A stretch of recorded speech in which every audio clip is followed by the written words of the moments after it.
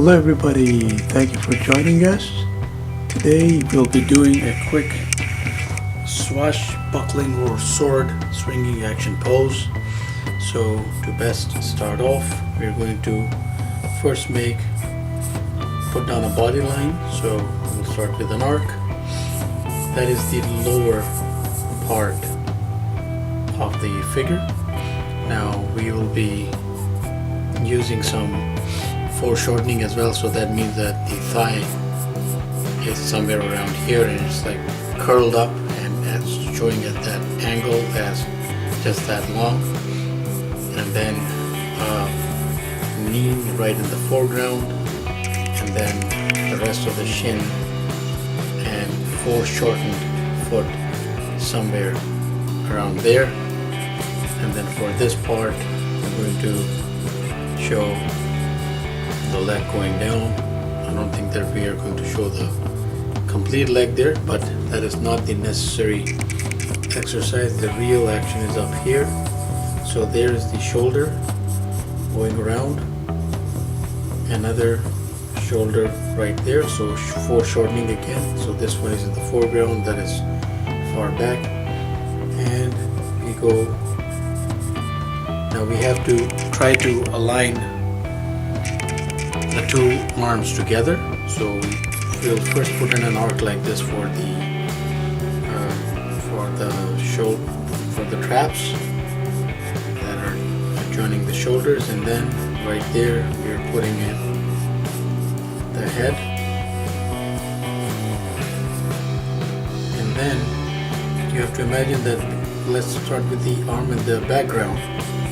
So we do this together. So you have to imagine the arm is coming in close and this one is going in close toward that arm, so one at a time.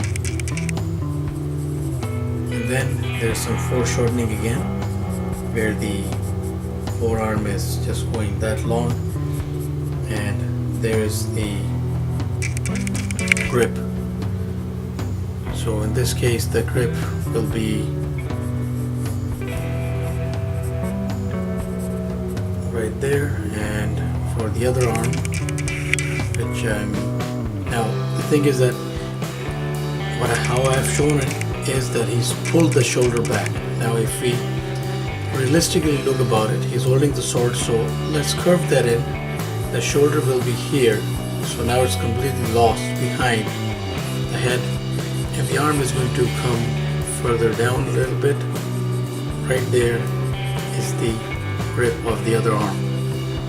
So we're going to erase that as soon as I can grab this.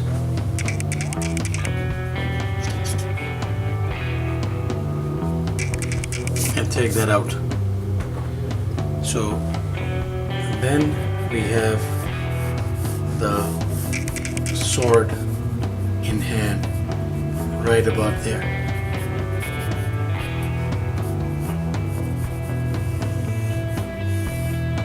So how we did this is, again, I'm going to grab a different pen. So we put in, so that's shoulder, and those balls for delts, or the ends of the shoulders, and then some foreshortening will be here, putting that hand and the arm, and that one is outstretched, although it's in the background, but they're still coming in close to each other, and that is the torso, lower part of the body, foreshortened thigh, knee, shin, and the foot, and the other leg is like behind there, and of course that is the head. So what we're going to do is I'm going to draw a body around this guy. So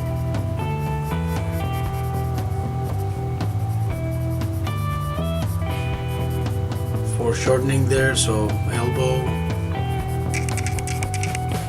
arm, then the grip itself, you're going to, I'm actually going to grab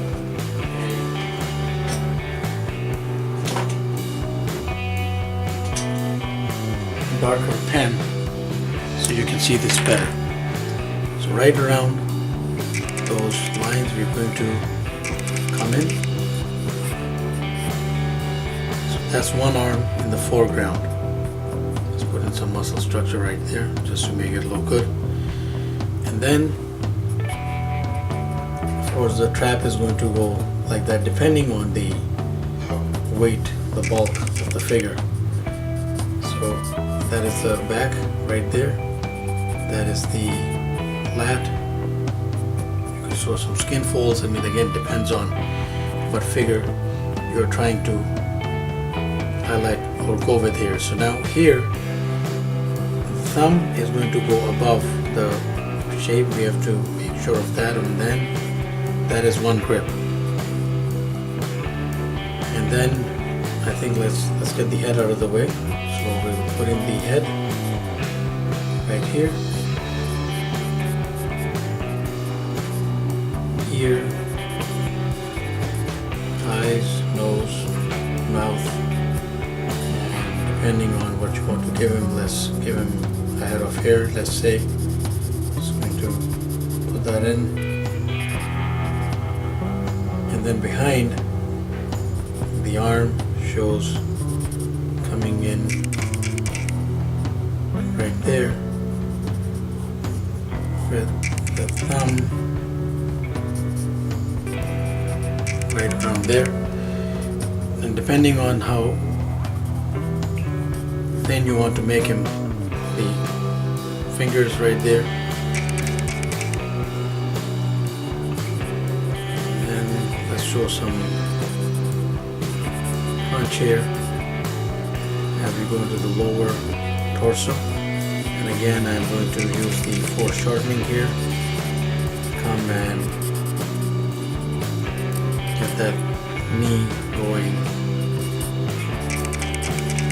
to the foreground and that leg foreshortened going into the background, or I could even put out the whole leg, I guess, and do some foreshortening just to fit it into the angle, but that is the general idea. And then of course we have the foot for shortened as well, and we're almost there, so make sure that you get that through.